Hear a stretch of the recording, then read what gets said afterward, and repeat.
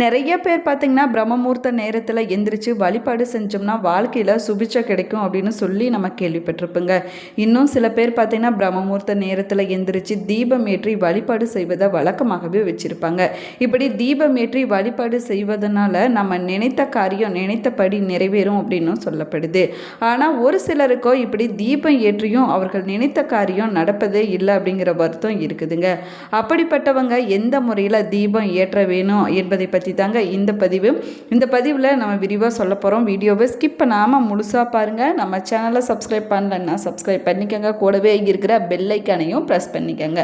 உங்களுக்கு ஜோதிட ரீதியாக சந்தேகம் இருந்தாலும் சரிங்க, தனிப்படையாக ஜோதிடம் பார்க்க விரும்பினாலும் சரி, இந்த வீடியோவுக்கு கீழே டிஸ்கிரிப்ஷனில் வராகி அம்மன் ஜோதிட நிலையத்தோட தொலைபேசி எண் கொடுத்துருக்குறேன். இந்த எண்ணுக்கு தொடர்பு கொண்டு பேசி பாருங்கள். உங்கள் பிரச்சனைகளுக்கு சரியான தீர்வு கிடைக்குங்க.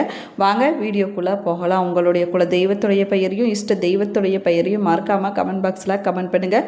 நீங்களும் பிரம்மமுகூர்த்த நேரத்தில் எழுந்திருப்பவங்களா இருந்தீங்கன்னா மறக்காமல் உங்களுடைய கருத்துக்களை கமெண்ட் பாக்ஸில் கமெண்ட் பண்ணுங்கள். வாங்க வீடியோக்குள்ளே போகலாம். தெய்வத்தை நம்ம வழிபாடு செய்யக்கூடிய ஒவ்வொருமே பார்த்திங்கன்னா கண்டிப்பாக செய்ய வேண்டிய ஒரு விஷயம் என்னன்னு பார்த்திங்கன்னா நம்ம தீபம் ஏற்றுவது தாங்க. தீபத்தில் அனைத்து விதமான தெய்வங்களும் வீட்டிருக்கிறாங்க அப்படின்னும் எந்த தெய்வத்தை வேணும்னாலும் அந்த தீபத்தில் நம்ம அமர செய்யலாம் அப்படிங்கிறது பலருக்குமே தெரிஞ்ச விஷயந்தாங்க. அவ்வளவு சிறப்பு வாய்ந்த தீபம் ஒவ்வொருவருடைய வீட்டிலையும் காலை நேரத்திலையும் மாலை நேரத்திலையும் ஏற்றுவதன் மூலமாக லக்ஷ்மி கடாட்சகமானது உண்டாகும் அப்படின்னும் சொல்லப்படுதுங்க. அதுலேயும் குறிப்பாக பிரம்மமுகூர்த்த நேரம் என்று சொல்லக்கூடிய அதிகாலை 4:30 மணி முதல் 5:30 மணி வரையிலான நேரத்தில் நீங்கள் தீபம் ஏற்றுவது ரொம்பவே சிறப்பானதாகுங்க. இந்த நேரத்தில் நம்ம தீபம் ஏற்றி வழிபாடு செஞ்சோம் அப்படின்னா நம்முடைய வேண்டுதல்கள் அனைத்துமே சீக்கிரமாக நிறைவேறும் அப்படின்னு சொல்லப்படுது. அப்படி தீபம் ஏற்றும்போது நம்ம செய்ய வேண்டிய சில முக்கியமான காரியங்கள் என்ன அப்படின்னு பார்க்கலாம் வாங்க. ஒரு தீபத்தை நம்ம ஏற்றுவதாக இருந்தாலும் சரிங்க, அந்த தீபத்தில் ஒரு சின்ன தங்க நாணயம், ஒரு சின்ன வெள்ளி நாணயம், ஒரு சிறிய அளவிலான செம்பு நாணயம், இந்த மூன்றையுமே போட்டு நம்ம தீபம் ஏற்ற வேணுங்க. அப்போ தான் நம்முடைய வீட்டில் ஐஸ்வர்யமானது பெருகும் அப்படின்னு சொல்லப்படுது.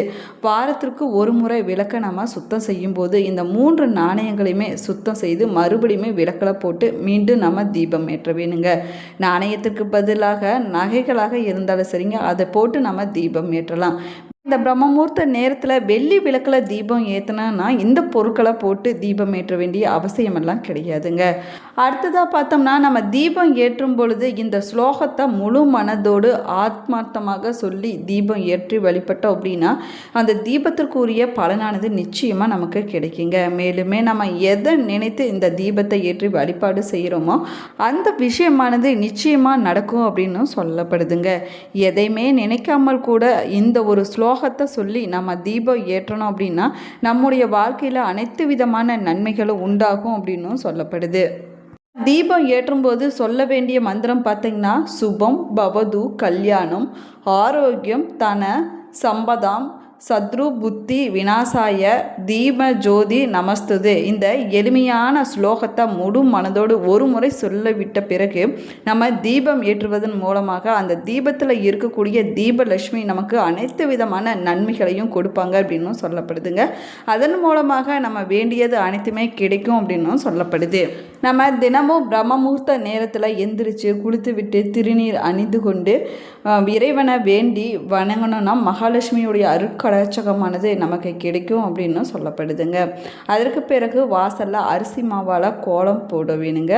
அதற்கு அடுத்ததாக பிரம்மமுகூர்த்தத்தில் அதாவது சூரிய உதயத்திற்கு முன்னாடியே நம்ம விளக்கேற்ற வேணுங்க. மாலை நேரத்தில் சூரிய அஸ்தமனத்திற்கு முன்னாடியே நம்ம விளக்கேற்றி வழிபட வேணும். காலை நேரத்தில் பிரம்மமுகூர்த்த நேரத்தில் வீட்டில் விளக்கேற்றி வைத்து சிவ மந்திரங்களை நம்ம சொல்ல வேணுங்க.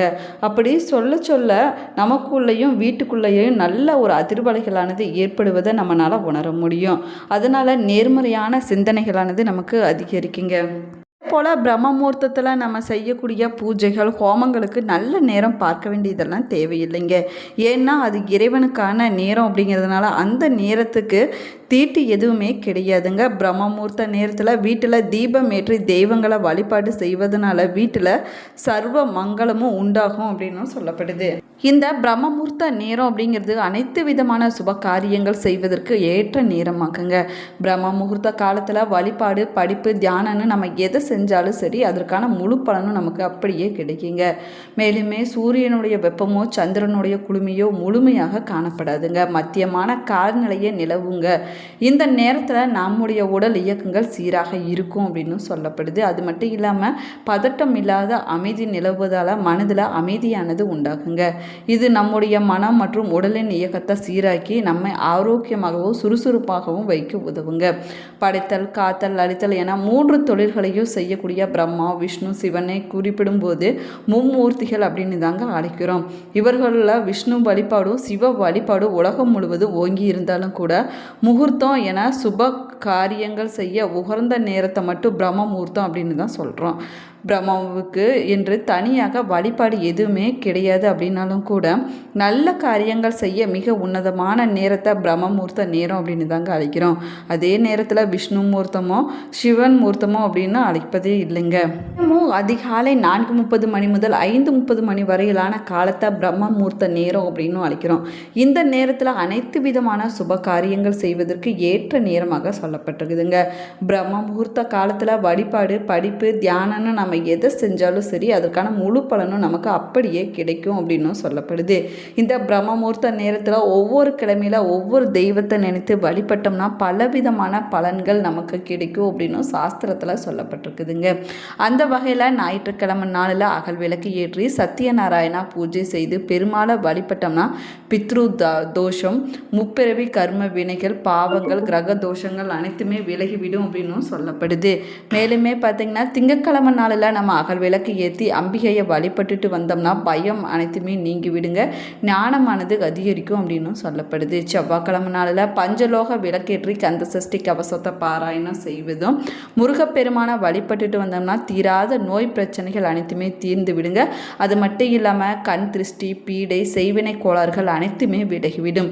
புதன்கிழமை நாளில் குத்து விளக்கு ஏற்றி துளசி மாலை சாற்றி விஷ்ணு சகஸ்ர நாமத்தை பாராயணம் செஞ்சுட்டு வந்து கிருஷ்ணரை வழிபட்டுட்டு வந்தோம்னா குழந்தை இல்லாதவங்களுக்கு குழந்தை பாக்கியமானது சீக்கிரமாகவே கிடைக்குங்க. கல்வியில் ஒரு நல்ல முன்னேற்றம் கிடைக்கும். சகல கலைகளிலுமே சித்தி கிடைக்கும் அப்படின்னு சொல்லப்படுது.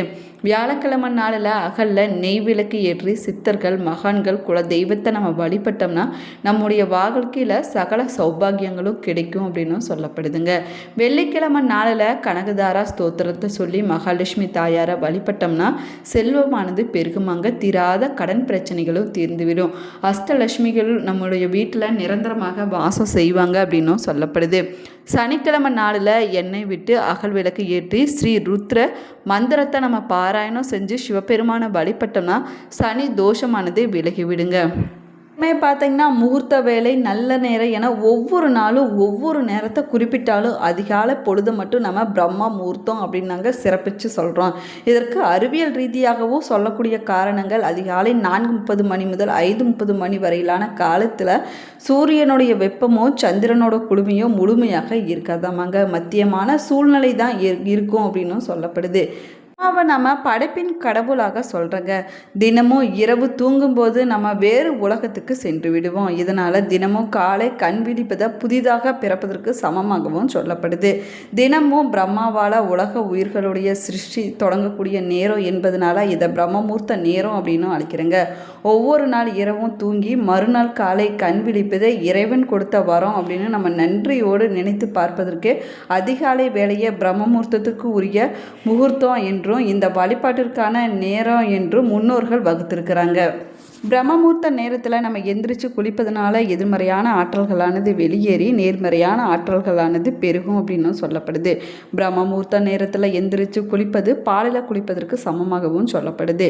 இதனால தான் ஆரோக்கியம், செல்வளம் போன்றவைகள் கிடைக்கும் அப்படின்னு சொல்லப்படுதுங்க. மேலுமே இந்த பிரம்மமுகூர்த்த நேரத்தில் எந்திரிச்சு குளிப்பதனால புத்துணர்ச்சி மட்டும் கிடைப்பது மட்டும் இல்லாமல் நம்முடைய மனமும் அமைதியடையுதுங்க.